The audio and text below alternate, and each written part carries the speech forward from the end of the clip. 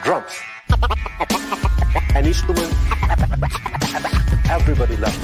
Let's get down. To the beat, to the beat.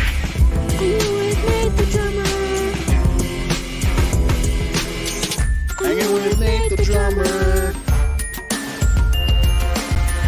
Hanging with Nate the drummer.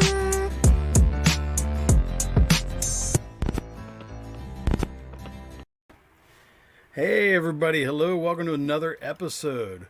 We are joined by all the members of a band called Fear of Water. Hey guys, you want to introduce yourselves? All of us at the same time or individually? I mean, yeah, it's up to you guys. We'll go individually. My name's Dave Perry, and I am the sole member of Fear of Water. Yeah, I thought of that intro a couple minutes ago, and I had to laugh. I was like, solid. It felt like a good way, you know, like.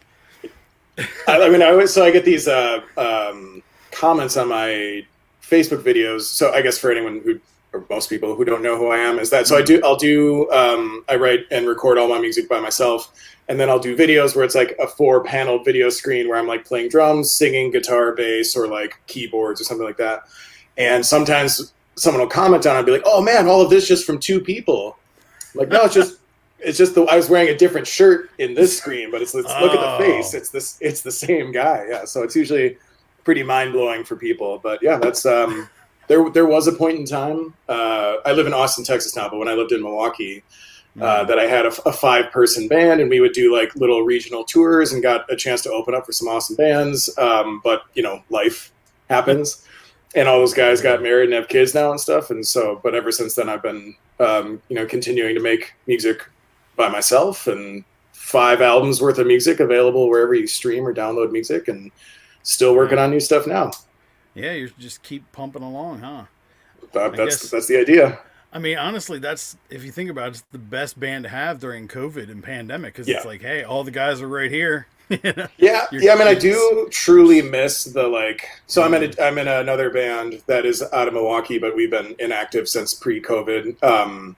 Modern Echo, but I do miss the collaborative process, like having the opportunity to make music with really talented, like-minded guys, but that come from very different perspectives. And specifically with that, like, I've not had the opportunity to make music with other multi-instrumentalists, but it's always interesting to hear like feedback on a drum part from a guitarist, where it's like, I don't know what I would do if I was sitting at the drums. I just think it should be faster or more simplified, or like have a fill here kind of thing. And it's interesting how like a full multi-layered idea, like full song, can come out of Frankensteining like little pieces of feedback all together there. So like that's a totally different experience for me, as opposed to like, if this song sucks, it's 100% on me, because every single part of it is written and performed and recorded by me. So just a lot of pressure, but it's also super satisfactory once it's done. Yeah, I could see that. When do you remember music first touching your life? You know, like what age were you when you were like, oh, what is this? Sure. So I was actually born deaf, and so I was born with a wide variety of medical complications, including really severe deep inner ear canal infections, like far beyond the normal, like, my ear hurts kind of thing. But like I was clinically deaf, in the same way that like you can't drive a motor vehicle if you have like prescription lenses at a certain point. You're like legally blind in terms of like you can't operate certain things without corrective lenses. So I was born with enough damage that I couldn't hear anything, and when people talked, it sounded like Charlie Brown's parents, like wah, wah, wah, wah, wah. And pretty early on, I learned to communicate with humans by, my mom's side of the family is incredibly musical, like multi-generational, very talented musicians. She even has newspaper clippings from like the early 1900s of when her great grandparents' family was a traveling musical band, and like, you know, coming to Waukesha 2 weeks from now, come see the Jones family band kind of thing. So, you know, I was genetically predisposed to be musically inclined, but born without the ability to hear really fucked me up on a multitude of different levels. So I couldn't speak until I was 6. And in the meantime, like growing up with my mom and spending a lot of time with my mom, what I would see her do is sing along with music. And sometimes she would be like, I could feel where stuff was coming in. So like if she had Genesis or the Beatles are playing on the stereo, I could feel that like sound is coming from here.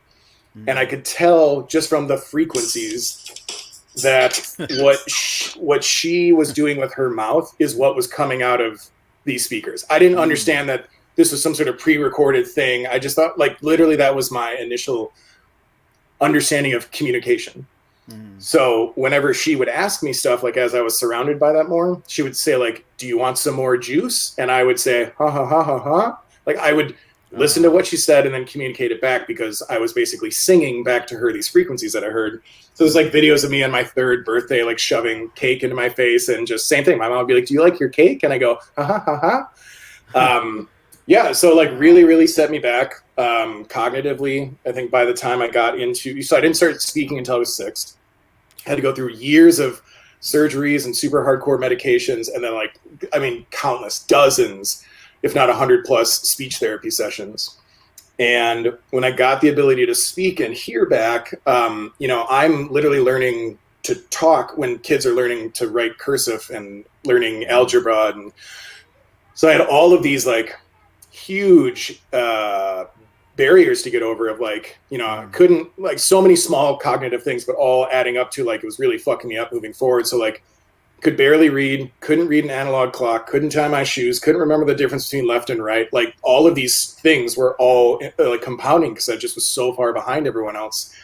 Kept failing every single grade. And at least in my school district, when you failed a grade, they left it up to the parents whether or not the student would be held back. But every time the teacher gave the recommendation, like, we definitely think Dave should be held back. Like he's not succeeding at all. So in 6th grade, I remember very specifically, I ended up becoming a drummer by default. Like I tried out for a band to play saxophone because I thought sax was the fucking coolest thing. And because I could barely function as a human, like I did terribly on the test. You do this like little plastic song flute recorder, you play hot cross buns or something. So I did terribly. And the band teacher was basically like, you can either hit stuff or not be in band. So I very begrudgingly accepted drums. And then quickly, the year that I joined band playing drums was 1994, which is the year that I discovered Nevermind by Nirvana. And I quickly realized like, this is all drums. Like it's, like, so many, like Smash by Offspring was like, like I was, you know, yes, everyone, you sing along with the lyrics and the melody is set by the guitar, but like the song doesn't exist without the drums. Like Smells Like Teen Spirit right off the bat. You're just like, this song is like, goes up to like from a 2 to a 10 because drums. And then I saw Dave Grohl play and saw how it was this like full body experience. It was like, holy shit, I want a drum. So I pieced together this like real shitty kind of hodgepodge of like used drums that I got for like, I got a tom for a birthday and a floor tom for Christmas kind of thing.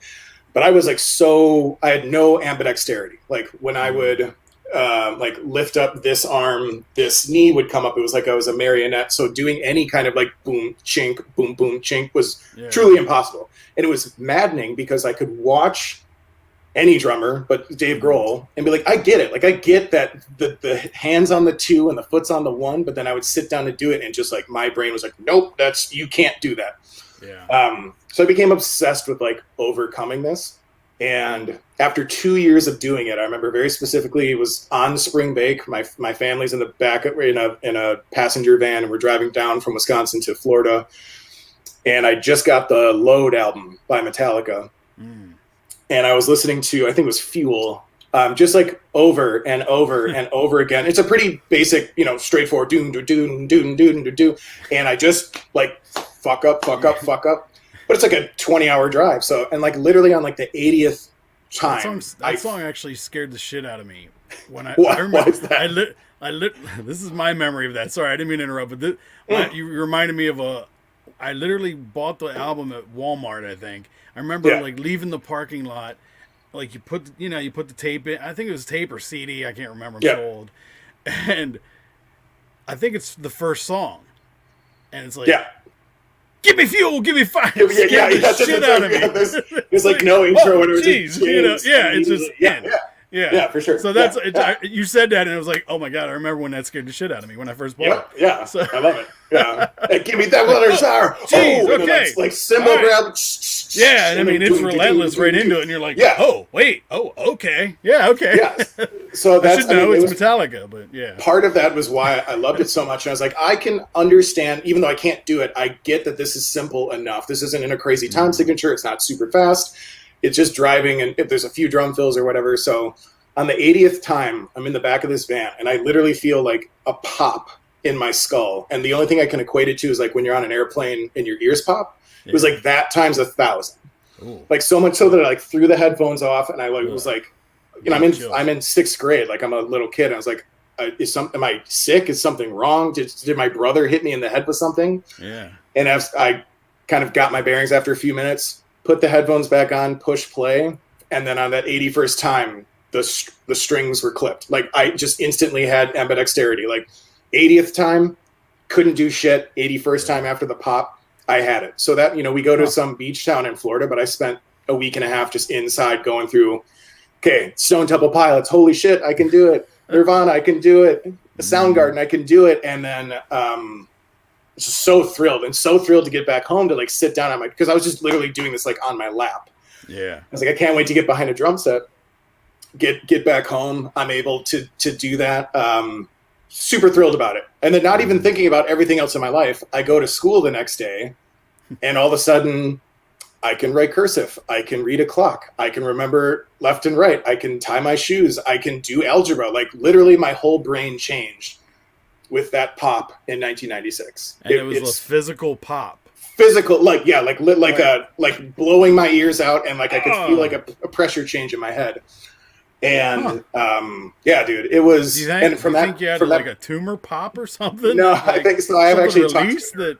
I've talked to a neurologist about it. That Yeah, like I'd be curious. stroke victims have this, and like other people that have severe brain damage, is that when there's certain synapses are formed that are blocking like major bodily functions, like speech or eye movement or something like that, is that you can physically feel the formation of that synapse. It manifests in different ways, but like the way that I described it to the neurologist is like, yeah, we hear that with like brain trauma patients. So Yeah.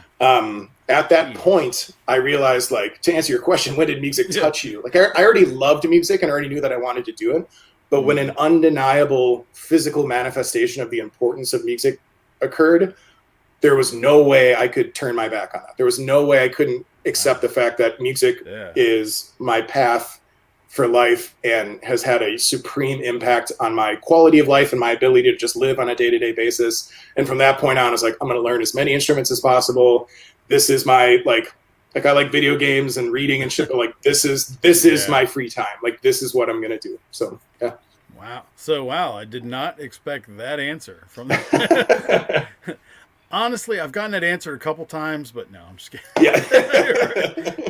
From an entire band, a whole band of deaf people. Oh, by the way, did you see Sound of Metal? That it was a really powerful man. That was they did a tremendous job. Man. So for people listening that don't know, it came out earlier this year. It's about a drummer in like a White Stripes 2-piece kind of band that loses their hearing from touring and not using ear protection, and he's a recovering heroin addict, and his girlfriend is the lead singer of the band. So like, by losing his hearing, he's like losing his artistic expression, he's losing the ability to be with his loved one, and then that drives him to want to, relapse into heroin addiction again.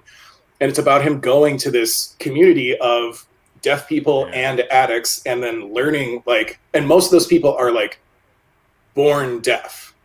And it's a community. Like, what that movie did a really good job of, which I didn't actually understand before, is that deafness, the general deaf community does not treat deafness like a disease. It is like, it is a way of life, and it is not something to be like treated. Like, they take pride in their sign language and their expression and the way that they express themselves physically and artistically. That it's not a disease, it's not a condition. It's just, I'm deaf, you're not, whatever, we're different people. But like, and the main character in this movie is obsessed with the idea of getting cochlear implants and fixing his deafness, but there is no fixing it. So it was scary. but it's scary. as a super drummer. fucking scary. I can't. I mean, as anyone on stage, like I Yeah. like insist that people wear ear protection. And it's not, you don't have to get like shitty 50 cent like cork earplugs. Like you can get like really quality in ears that are fitted for your ear like canal and cut out certain frequencies. And it's weird that you say that, because my wife is struggling with ear issues after COVID that she got from COVID. So a lot of the things that you're talking about, like we're having to save up for hearing aids because she has this weird, like super high whistling, like a feedback that is constant. So she has tinnitus. That. Yeah, tinnitus. But then she also has sensitivity to a low bass tones. So she loves music. We've been to concerts and stuff. So it's kind of like that movie hitting her hard. And, so that sucks, man. I'm really sorry to hear about that. Yeah. I mean, even with struggling with it, and she's young, but after COVID, you get it. And sometimes and it's one of those side effects that people don't know about a lot. A lot of the bigger issues they know about, but they don't know about this, and therefore it's not covered or whatever. So we're gonna be hearing about that stuff for like years to come. I mean, I have some long COVID stuff that's just like an inconvenience. Like, it's weird, right? Coffee smells like weed now. Ever since I've had and it's So then, does weed smell like coffee? No. It does. I mean, it sucks like coffee, man. Smoke up some coffee, bro. Yeah, man. No, just like I'm not addicted to coffee, but like I definitely drink multiple cups of coffee every single day, and like I don't smoke weed, and it's not actually a scent that I enjoy. So I just have to like accept it now. Like it's just you're just naturally that creative, huh? Wow. Exactly. Yeah, but I didn't have taste or smell for 2 months, and it definitely sucked. Yeah, for sure. That's weird. Can you imagine being a chef? That's what I thought of, because it happened to me too. And it's such a bizarre. I'd be scared if I was a chef and no smell. Like, I think of Gordon Ramsay when he'd put blindfolds on people. Yep. What is this? Yeah. Yeah, man. It has undeniably changed the whole world. In a multitude of different ways, but like we are just in the beginning phase. It doesn't matter, like once vaccines once it gets under control, is just the beginning of like living with it, because so millions of us have long COVID and conditions from that, and it's just the world's different now. Yep, we're shifting. That's for sure. How did the pandemic affect you as far as creatively? Because I noticed a lot of creative people, like I started this because of the pandemic, so this was my creative outlet. What was yours? How did that? I actually also started a podcast. This area behind me is where I do my interviews. It's called The Mind Meld with Dave Perry.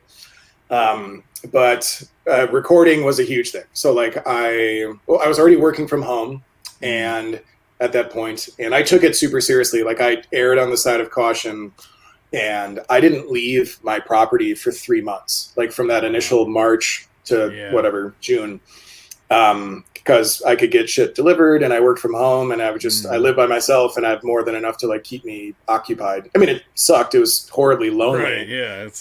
But I just totally dove into music, and during that time period, I really invested in my equipment. And like specifically software and understanding, that's when I upgraded from GarageBand to Logic Pro X and started just watching tutorials, started getting better at Melodyne, downloaded, it's called Get Good Drums by Nolly Get Good, who's from the band Periphery. Incredible drum software. Like it's personally, I think, the most intuitive and best drum software for the type of music that I like and make, which is like melodic hard rock music, and it's all actual drum recordings from previous Periphery albums. So it has this that's cool, incredible sound to it, and man, I really just took that time to I recorded a 20-song album that I released late last year, and that was I probably spent 700 or 800 hours on it, and I released a full version, and then there's an album that's just the instrumental versions of every single song, and just obsessing over it and really diving in and making sure everything sounded exactly the way that I wanted. It was really probably the main way that I spent my quarantine not going crazy. Yeah, I believe it. I know you have to have some sort of purpose when you're a creative person. Mm. How did you compose X gonna give it to you by yourself? Like, how did that all come about? So in the other band that I'm in, Modern Echo, we did a Kickstarter to raise money for the album that we put out in 2019, and we do like the low level shit, like get a signed T-shirt or get a thank you in the liner notes or whatever. But the highest ticket item was like for $250, we'll do a full band like Modern Echo cover of whatever song you want. And I think we got like 20, cool. 25 different submissions, and 24 of them were like Breaking Benjamin, Red, Seven Dust. And then a few of my friends just purely just to fuck with me pulled their money together and said, we want you to do X Gonna Give It To You by DMX. And I think that they thought that I was going to do like a rap, like I was going to rap it. I was like, no, that's not how that's going to happen. Yeah, so right. the other guys in the band, who are all very talented dudes, but they were just like, I don't know what to do with this one. I just don't know. And I said, I'm going to let me do it. So first I went through and figured out, like, you can hear this in a lot of my music where like, I like 3-chord songs. Like everything we talked about at the beginning, it was like every fucking Offspring song is 3 chords. And I like that. But that's for Offspring. That's not for me. So anything that I write has, even though it's in like a intro, verse, chorus, bridge, chorus type format, I'm all about variations. Like whatever I did in the first verse, I'm not going to do in the second verse. I have to have some sort of switch it up type thing. So I first went through and just listened to the music of X Gonna Give It To You, which is just a boom, boom, da, da, da, da, boom. And I just went through and like riffed on it and thought, it's like, in this key and in this rhythm, what are different ways that I can have variations on this theme while it's still being recognizable? So I did that and was satisfied with that. And then I literally just went through line by line of that song and treated it like I wasn't covering DMX. I treated it like I was writing a Fear of Water song, and like, what melody would I like? What rhythm would I use? Just as long as I fit the same words, like in each verse. But other than that being the guidepost and having that music, I just went through and completely made up a whole melody for a song that is only rapped. And I made a version in my closet that, like, when the band heard it, they're like, holy shit, this is awesome. And then when the people who paid for it heard it, they're like, this is fucking awesome. And I shared it with my friend Nick Radovanik, who's this very, very talented producer who used to be in the band Acceptance and has recorded most of Skillet's albums. I sent it to him, and he was like, you have to come into the studio, and we like have to do this correct. And again, this is 2019, so this is like pre-DMX passing. Right. So we went in there and we knocked it out in 2 days, and I recorded all the parts and did the vocals, and it's been embraced very strongly. I think it's nearing the like 150,000 listens on Spotify, and like the video's up to 200,000 views, and like it's cool. Like there's some haters, but like in general, like I'm very proud of the ability to like transfer a song that I didn't originally exactly love, and turn it into something that I'm super proud of and I think is fun to listen to. Yeah, I do too. I've been using it I've been promoting this and using some of your songs, and they're all good. I dig them all. And like I said, I've used GarageBand, so like I have a deep appreciation for what you do and how you make it sound. And I'm like, I get how hard it is to do that, and be one person. I was curious about the drums. I was like, is he playing that? Because I know you're playing every other instrument, but the drums you use. Yeah. So behind me here. Yeah. So you can trigger, so you can go in and do MIDI programming like one by one, but also you can use the Get Good Drum samples and assign them to trigger to each drum on these. Yeah. So I can play the part and then go in and, move shit as needed. But like the first 3 Fear of Water albums that are on, again, wherever you listen or stream music, is all me playing on an actual kit in a studio as well. So like whenever I have the opportunity to record on a real set, I want to do that. But like I live in Austin, Texas. We don't have basements. I think my neighbors would get pretty pissed if I had like a full blown, I would need to soundproof the shit out of this room to be able to be recording with real drums. Yeah. But yeah, I'm super happy with like the quality of that Yeah. software combined with just understanding how to use it and how drums should sit in the mix. And like how you got to feel that kick drum in your chest, and that snare's got to be cutting through everything every time it happens, kind of thing, and mastering it Yeah. appropriately. I'm very happy with the end result. Yeah, definitely. For, like I said, when it was one guy, I was like, what? What? So where did the name Fear of Water come from? I'm sorry, 1 second. No, you're good. I stumped him. No, I'm just kidding. He doesn't know. Sorry, I just had to respond to this You're text good. message. So, Fear Water is a reference to. I've been writing music under that like moniker since the early 2000s, and a lot, certainly at the time that I began writing, but just kind of a reoccurring theme in what I do is about the lack of like.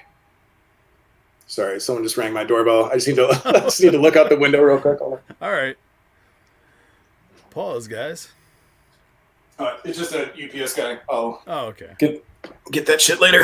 Okay. So it's about a lack of individuality and the especially in like Western culture and specifically in American culture, the need, the feeling of the need to conform and like doing what's cool and socially accepted instead of like letting your freak flag fly and being yourself, even if it means it's not accepted by most people or whatever. I think it's one of the best things anyone in life can do is like find your people, like your group. It doesn't just have to be your group of friends, but like find your community. And maybe you don't go to high school with your community, but like putting yourself out there to find the people who come from the same, same cut of fabric as you type of thing is one of the most kind of enjoyable human experiences that you can have. And so the Fear of Water thing is a reference to how the human body is like more than 80% water. And it's about like the fear of like being what is actually within yourself and the societal pressure of feeling the need to conform and not express yourself. Like even just like especially with men, like not expressing your feelings, crying makes you weak. Being sensitive, anything like that has always been something that's really bothered me and really inspired me to write. So, and not just about myself, but with like, friends and family and loved ones and exes and things like that. So it's been this kind of message about, despite what society tells you or tells you, you should be proud to be yourself, even if it's not what's considered cool or sexy or attractive or acceptable. Wow. All right. Yeah, that used to be a lot easier, but now social media, everybody has an opinion, and I get that totally because I've always been one to kind of want to be myself and be the, outgoing guy, but I've always been, I think I remember I made humor when I was getting picked on because I was a bigger guy, Sure. So I used the humor as armor to flip it on them. But I was always a pussy because I was insensitive or, more sensitive and, and that weird, and my dad wasn't around to teach me stuff. So it was like, but hey, you can't help we're all products of how we are. But yeah, so I like that. I think how old are you? 43. Okay. I'm 37. So like we're essentially from the same generation. Yeah. And like, I think us collectively, our father's generation is like the last generation of, I think the worst kind of masculinity. I grew up with a father that would be like, if something makes you cry, you're a faggot. Like that would be the kind of feedback you get. And it'd be like, I feel very fortunate that like my moral compass was, like pre-internet or whatever, but like just being able to like feel in those moments, like, I don't know how to navigate this world. I just know like the shit that's coming out of your mouth right now is wrong. Like I know that you're giving me the guide, the like instruction manual for how not to be a man, kind of thing. So when you grow up with that can change. That can shape someone to be a terrible piece of shit.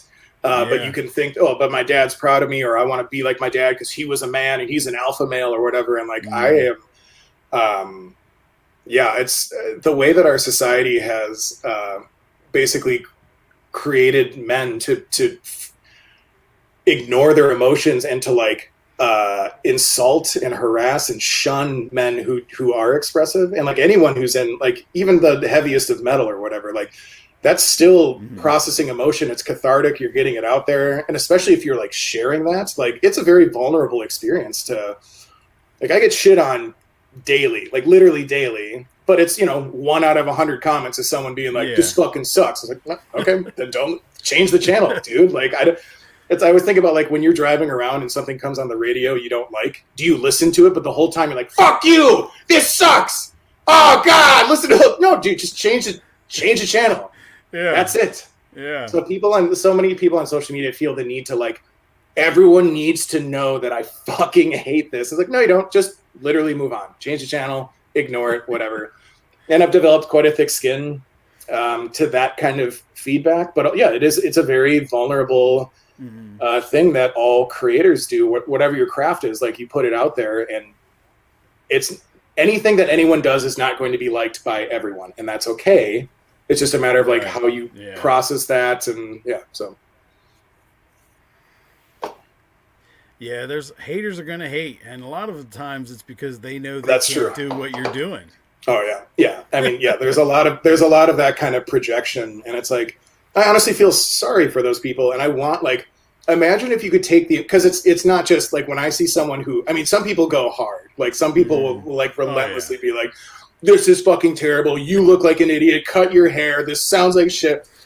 And there's no way that they're just doing that to me. I was like, imagine if you took all of that hatred, all of that energy, and all that time, and put it towards helping someone else, or even just helping yourself. Like if you put that into working out, or like picking up a guitar and learning 3 chords, like really.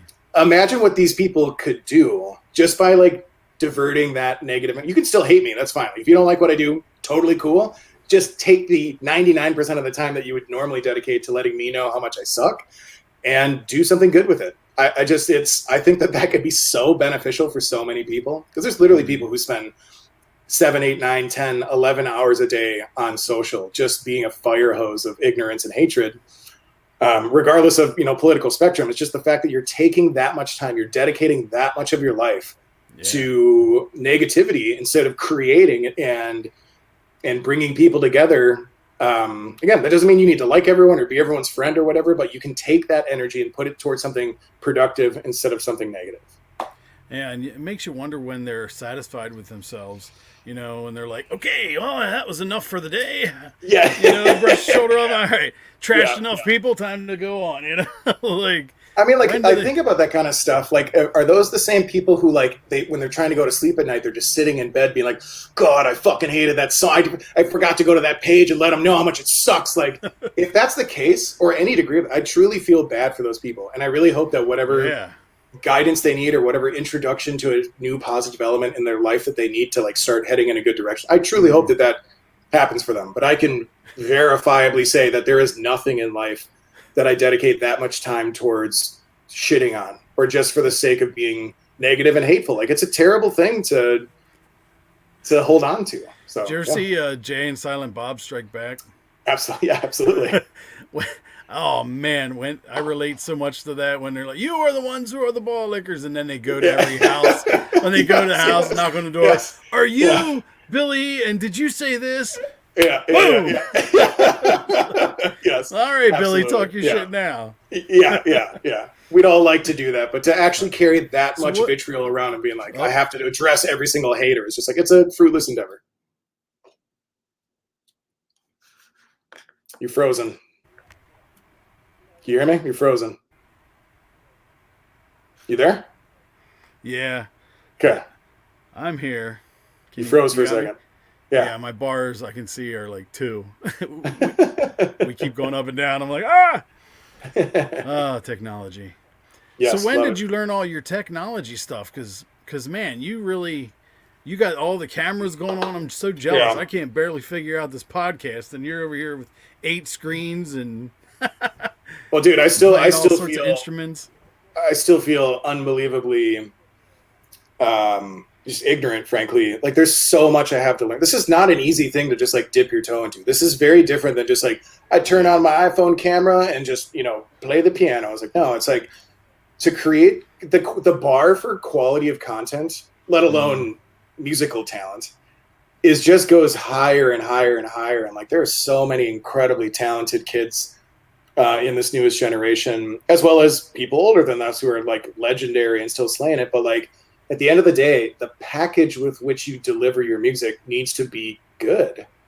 Like, yes, technically anyone could like upload music onto Spotify, and it could.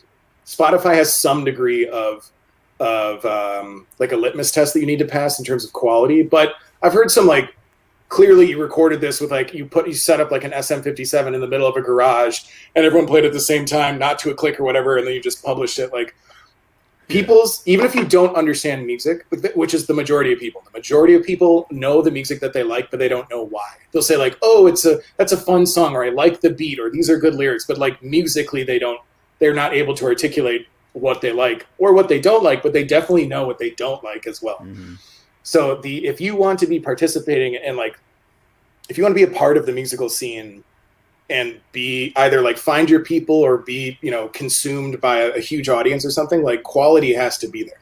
Songwriting is one thing, but also like if you're going to film a video that has your song in it, like it's got to be a high quality video that's interesting and engaging, and investing in the equipment and the time to understand like how to run those platforms and stuff is just, I've watched and read, hundreds of articles and YouTube videos, and so much trial and error, so much infuriating trial and error. Even just over the weekend, I put together an hour-and-a-half set list of Sevendust songs. And I played it one time through by myself, and then I live streamed it on Facebook, and the fucking video cut off 25 minutes through, but I didn't know until the end of my set, and I got up, I was like, God! So upsetting. So like, there's never an end to the frustrations. But yeah, man, it's almost as much time as you put towards the thing that you want to create, like music, is you should put as much time towards researching the logistics, how to record. Like, songwriting is important, but also how to record that song appropriately and effectively is just as important. Otherwise, people aren't hearing music the way that you want them to hear it. So I recently took my kids out of school, public school, and I'm homeschooling them because of all the BS, just so much wishy-washy stuff. Anyway, I decided to give them a music class, and the app I was telling you about, Music Maker Jam, I use it on my phone, and it's a portable recording studio. I gave them an assignment. I gave them a paper with song structure, the song structure, and I said, here, make me a song. I gave them they have to make it at 120 BPM, has to be at least 3 minutes long, and so they're going to make a song, do the remix of the song, and I'm really curious to see how that turns out. I gave it to them, so I'm really curious. So I'm trying to teach I'm like, hey, I'm very curious about it for sure. They all have phones. And if I can, they may not be musical people, and that's fine, but if they can, I said, you guys don't understand the satisfaction of making something that you can listen to then, and you made it, like, absolutely. It's like, wow, and you also, when you're not in your head about every other thing when you're creating music. And I think that's a lot of reason why people do it, Completely agree. Yeah.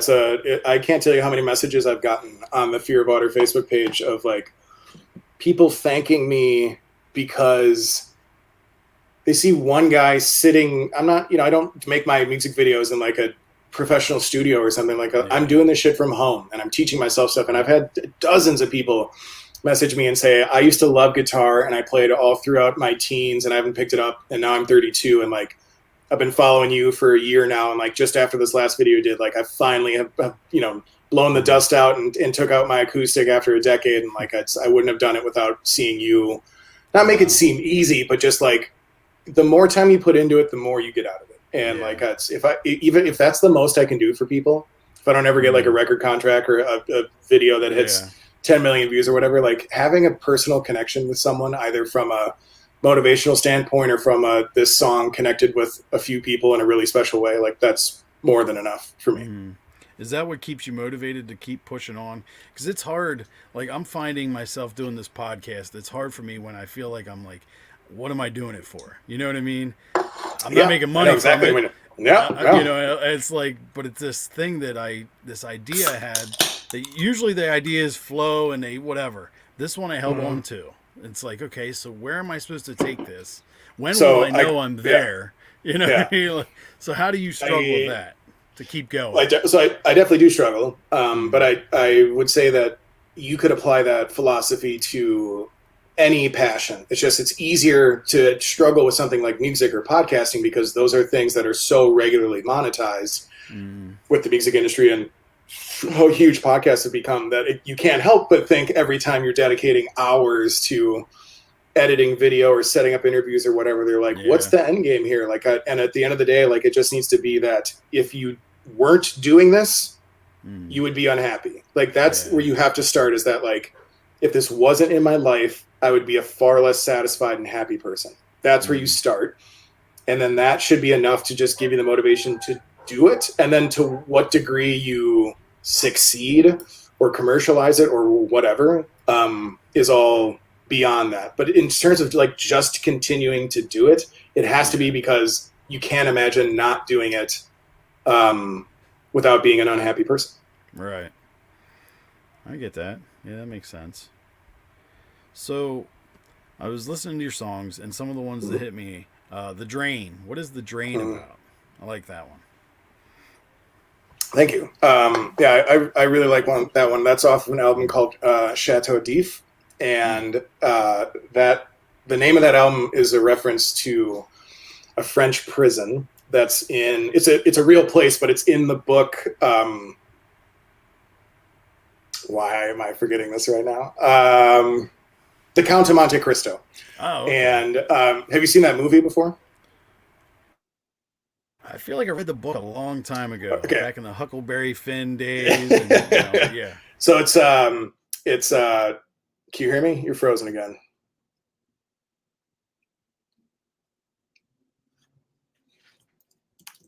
You have a great, I don't know if you can hear me, but you have an awesome, I'm going to send you the screenshot I just took because you're like, it's pretty great. So yeah, I'll send that to you. So the Count of Monte Cristo is like my favorite revenge story of all time because it's so fucking drawn out. This guy who gets wrongfully accused by one of his best friends and gets thrown in this. It's where they put the worst people in French Revolution era society, that you don't deserve execution. Like, you deserve worse than that. So they keep you alive so they can torture you. Ugh. And this guy ends up forming this wonderful relationship with the guy in the cell next to him who teaches him how to read, how to do math, how to fence, philosophy, like all of the over decades. Like, he's stuck in this prison for decades, and he's a fucking obsessed with revenge. Like, he's obsessed with breaking out and murdering all of the people who betrayed him, including his fiance.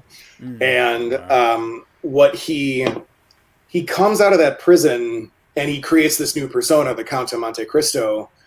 And I'm not going to give away the end of it, but like his revenge turns into something much more profound and something healthier.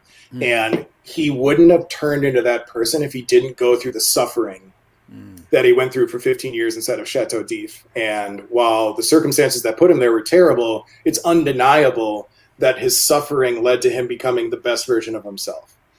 And a lot of the songs on that album, Chateau d'If, are about that was written during the last year that I lived in Milwaukee, just 6 years ago before moving to Austin. And like literally every single major facet of my life was falling apart. Like major relationship ending, got fired from my last job. My roommate, who was a great friend for 6 years, became a violent cokehead, and it completely destroyed our relationship. Like, all of these things were going wrong, and I was really focused on the Count of Monte Cristo. And I was like, this is the prison. Like, I'm in Chateau d'If right now. Like, this is shaping me. The way that I get through this is a reflection of my character. And it's what motivated me to like start my own business, to move to Austin, to pursue greener pastures, to better myself, to get a clean slate. And specifically, the song "The Drain" is about that relationship ending after 3 years, and it just being the like final breaking point after all of this other shit that was going on, and hitting that feeling of like like you feel like you hit rock bottom, and then you're like, oh no, there's like way more. It goes way deeper. Yeah. Oh, that's a interesting thing to discover. And like struggling to not lash out in whatever direction, like substance abuse or treating the people you love like shit, or taking it out on yourself with like self-harm or something like that. And it was like it was like the lowest point during that, but in the context of the album, that's kind of like you hit the bottom, and then you like start scooping up out of the, like, use the momentum, use the negativity, use the hatred, use the suffering, and turn it into something good. And honestly, I mean, ever since moving to Austin and ever since that time period, I've never been happier in my life. So yeah, it was just about like channeling that depression and that suffering and turning it into something good. Yeah, I totally get that. I mean, I'm on my second marriage, so yeah, been there, done that. What made you choose Austin of all places to? Is it the music and the music scene? It's a big part of it. Big part of it. So yeah, I've come down here for several years. I came down several years for South by Southwest, and even that just like sold me on it. But not just, I mean, it's not just a great music scene. It's like a huge movie scene. Like a lot of huge movies are premiered here. A lot of great movies are filmed here. There's a massive technology scene. I'm in social media and web development outside of music. And actually, when I started my own company, the first client I got was Dell, which is in a northern suburb of Austin. And like, that was as much of a shove in that direction as I need. It's like, I don't believe in fate, but like, you definitely get to these forks in the road and like certain opportunities in life that like, don't ignore a slap in the face of like, hey, go to Austin. Like this great thing is happening. Don't ignore it. So, I put what I could into my car, drove down here, put everything else in storage, and said after 6 months, if I don't like this, I'll try a different city, but I'm not moving back to Milwaukee. And that was almost 7 years ago now. So yeah, I'm super happy here. That's awesome. Are you planning on doing like a live show with Fear of Water, or how are you going to make that work? So because I want to see that. So. In theory, yes. So like the way that I envision that happening is like continue to produce music at the highest level that I can, highest level of quality, which is beyond what I'm doing now. Like I need to start, actually later today, I'm having a conversation with Sahaj, who's the lead singer and songwriter for the band Raw. But has also written. I'm sorry. He's written music for Starset and Motley Crue. I know. Yeah. I've been trying to talk to Sahaj on here. How'd you get it? So I'm talking to him in a professional capacity of like, I want to hire him to produce my next like EP, and he just me. I'm saying.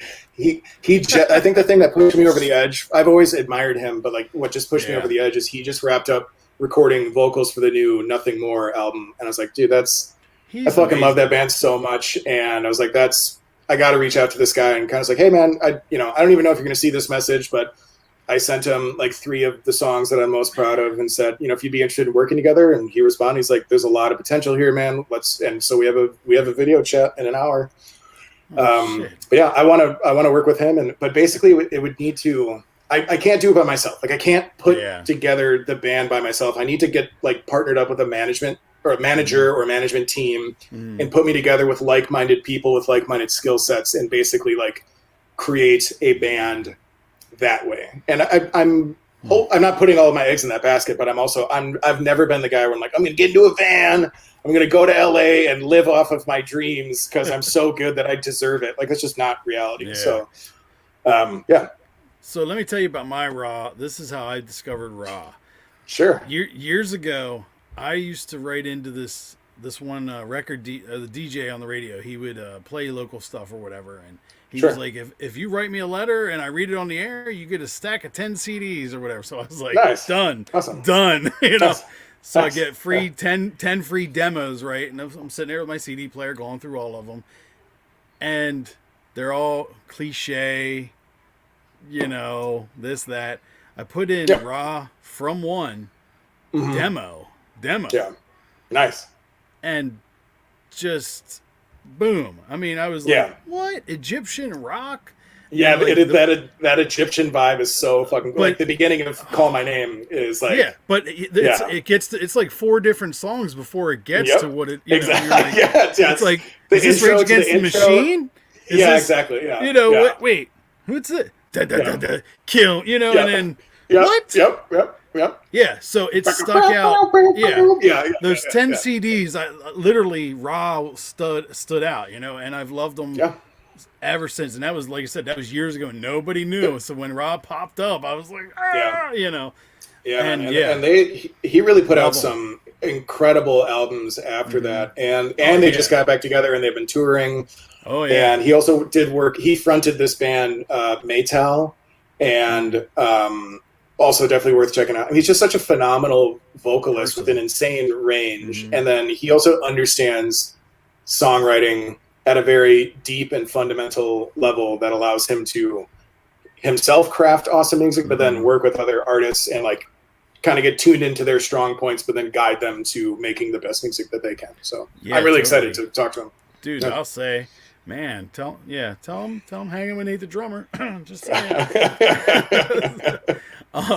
Yeah, and I've hit him up, and I was this close to interviewing Lejean or somebody from Seven Dust. I'm still hoping for that one someday. Nice. And he's doing Lejean's solo project right Oh, now. I know. Yeah, for sure. Yeah, I listened to them do what's the one they just did that they put out? It was a cover of They did that chain smoking, Yes. which is like, and that's all vocal. That's a completely a cappella song. I love that original song. That dude is Yeah, awesome. for sure. Let Yeah, alone absolutely. then for them to have the foresight to see that song and themselves and do it was like, wow. Yeah. Of course. Just keep trying, man. Just keep hitting, And- hitting yeah, up man. Lejean, and just Because you know. those two guys, like I have such a love in my heart for, you know, and I actually met Lejean once at Warped Tour and, you know, froze. Just and the nicest signed dude. Just yeah.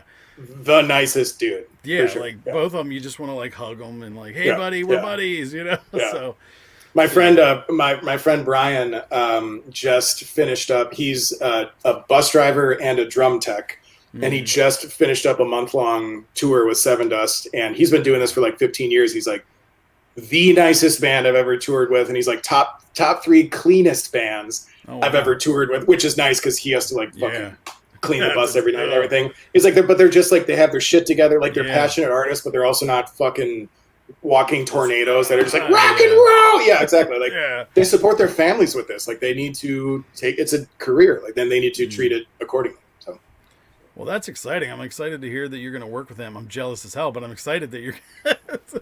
I mean, so I don't like. I certainly hope that the end Or of this hope that- conversation yeah. is us agreeing to work together. Yeah, I mean, like whatever the cost, whatever. Like I'm down.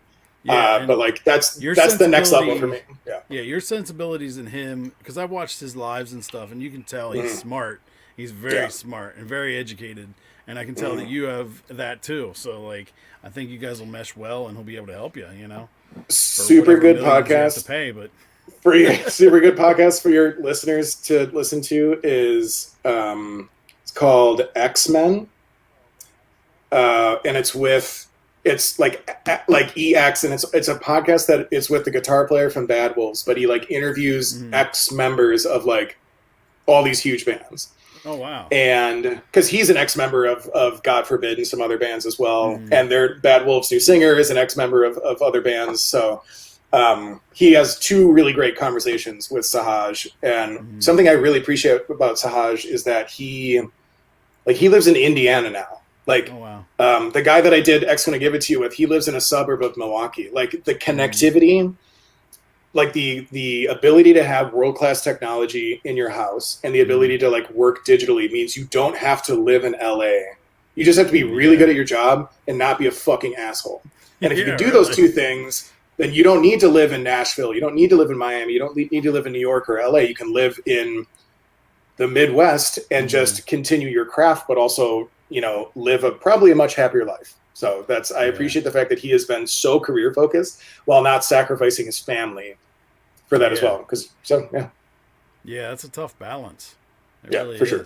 Especially when you want to have success at it, because that means then you're gone. You know. Yep. You Yeah, know? absolutely. Yeah. So you don't have a wife or kids, I guess.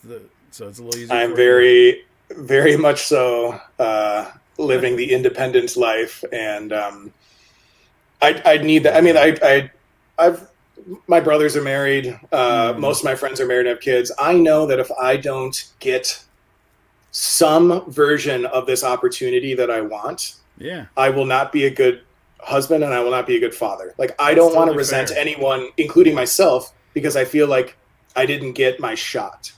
And a lot of that's on me. I need to step up. Like, this is why I'm reaching out to Sahaj. Like, Sahaj isn't going to fucking find me out of nowhere and be like, hey, Dave, I saw your Yeah, Instagram. Like, and so I'm taking those steps, and I will continue to take those steps until I feel like this has run its course. But until then, I'm not in a place to dedicate my life to someone else like that. No, that seems fair. I mean, and I get it. I totally get it, because it's hard Yeah. when you Yeah. have kids. You build resentment for trying to be successful for them, you know? Yeah. It's Yeah. tough. Yeah, man. So, what is it? I was thinking about this. This question's pretty funny. What is it about the last name Perry that's so special? Listen, Yeah.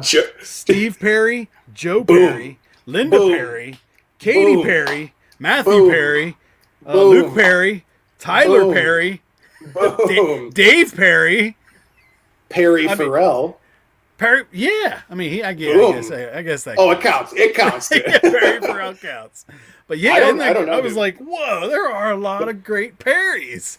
Yeah, and those aren't just like famous Perrys. Like, those are like some of the, like, Yeah. Joe Perry is fucking incredible. Steve, like, dude, like, Journey. Are you kidding me? Like, there's like, I would love if there was some way that I could like get a cheek swab of Joe Perry and like see where, go on to ancestry.com, Yeah, really. which you should totally do. It's awesome. But like, see maybe if we like diverged at some path a long time ago, but like yeah, dude, it definitely seems like there's a lot of talented. There's got to be Perrys out some there. relation somewhere for you. There's just got to be. I'm open to it. Yeah. So, how did Modern Echo come about? It ties into Austin. I met a guy the first time I went to South by Southwest. I came down from Wisconsin and met a guy here in Austin that was also from Wisconsin, and we spent a couple nights together, like going to the same shows and stuff. And he does not like the same music as me, which is fine. He's like into like indie, like Neutral Milk Hotel and fucking just like like mellow lo-fi new shit, Modest Mouse, shit like that. And he's like, hey man, I don't really understand your music, but my cousin I think does the music that you like, and I should get you guys paired together. So the week I get back from South by Southwest, I get a email from his cousin saying, so my cousin said that you like love Nickelback and like we should talk. And I was like, okay, man, whatever. But so they gave me this, their existing album. So they'd been together for 5 years, and their drummer had quit and moved to LA to be a studio musician. And they're like, we want you to learn these 6 songs off this album. It is not simplistic music. It's much more complicated structurally than what I do with Fear of Water. And this was during a period of time where I was living in an apartment and I did not have access to my drum set. So like I learned these songs driving. Like I had different parts of my steering wheel where like, here are the cymbals, here's the snare, and then like, I'm using my feet. Yeah. So I show up to the audition and it goes incredibly well. And but I didn't bring a drum set because I don't have access to it. And they're like, why didn't you bring your drums? It's like, I don't have access to it. And they're like, oh, you mean like you put it away in between practices? It's like, no, I haven't touched a drum set in a year and a half. Like, how did you? And I was like, oh, just steering wheel drum set, man. But I love these guys. They're so awesome. They all still live in Wisconsin. We've put out 3 albums, and those are also available on Spotify and wherever else you stream and download music. But I think the coolest thing with them is that we've had a lot of placements on TV. Like, so we've had our music on like Orange County Choppers, Cold Case, wow. Building Alaska. We were in multiple video games like Saints Row 4, a lot of the MLB Live games. We have 2 WWE wrestlers that use our music as their entrance music. Like, that shit's awesome, dude. And we don't know about it. Like, we basically submit our music into a music library, and then we get quarterly reports that say, here are your royalties because this was used on one episode of Law and Order kind of thing. So, wow. yes, it's pretty awesome. Like, That's considering cool. that it's hard to make it's hard to make money in music these days. Really. And coming out of the Midwest, like we don't have any like big time connections or anything like that. So I really enjoy doing that. And it's also a very different musical outlet for me than Fear of Water. Like it sounds very different than Fear of Water. but I'm just as passionate about doing that, and I can't wait to get back together with those guys and start making music again. And it probably fulfills your need to jam with other people too. Right? Yes, absolutely. Yeah, that's a huge portion of it. Yeah. Yeah, because I miss that. I'll go out in my shed and jam with headphones on, but and I'm like, yeah, I did great. But then I think, well, I'm like, oh, nobody gave a shit. or I'm getting yelled at by neighbors. Oh, you're too loud. Yeah, man. Yeah. No, there's a certain magic that comes with human chemistry and Yeah. like making art with fellow artists that you can't replace on your own. So I yeah. feel like everybody should get that chance to try and create that with people. Maybe we'd have more world harmony, more peace and love. Like, try music. It's a type of synergy and human connection. A very good friend of mine is a music therapist, and he works with members of the like autistic community, and it's amazing how some people who can't even look you in the eyes, let alone form complete sentences, completely open up and blossom in like a drum circle. Something really basic, but just like he'll sit there with claves or something and just do like a, and then explain to someone in the circle like all you have to do is go, give them like little things to do, and like, hey, you have a tambourine, you have a djembe, like whatever, and these people explode. Like it's just like they discover a new way of communicating that they have never been able to achieve with talking. Music is super powerful, and I think that even the least talented people, whatever, would benefit greatly from even the most simplistic opportunity to make some form of music with other people. Yeah. All right, bud. Well, I appreciate you taking time. Is there anything you want to let people know before we end this thing? I would just say check out Fear of Water on, I would say Facebook is like my main hub there, but also on Instagram and YouTube.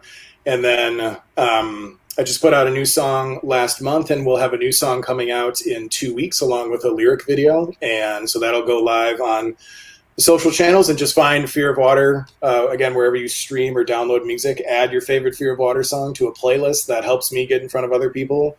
And, just keep supporting local music.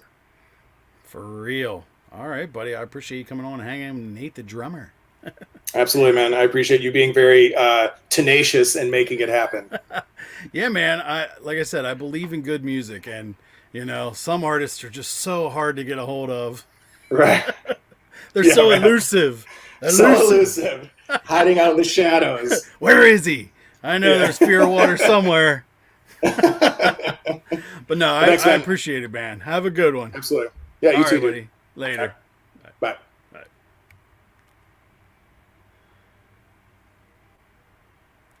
All right, everybody. Go check him out, Fear of Water, on Spotify, everywhere, Apple, and this is going to be on Spotify. I'm going to have bonus music on Anchor, so go check that out. Hope you guys love him, and have a good one. We'll see you next time.